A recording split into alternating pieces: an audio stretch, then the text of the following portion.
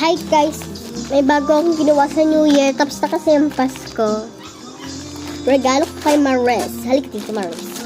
Huwag kang tawa-tawa dyan. Hindi ako nagpapatawa. Halika dito. Bakit? Papakita kita sa vlog. Ito. Ayan. Yan ako. Alam niya na yung laman na ito eh. Ginawa ni Ate Tayang para kay Maris. Lagay ko na sa bag ko. May wing. Ah, tignan niyo muna yung designer. Designer. Okay na. Tingin! Yung design. Tingin ako ng design. Hindi ka na lang malaglag. Okay na. Magpa-part 2 na. Bilisan mo. Part 2.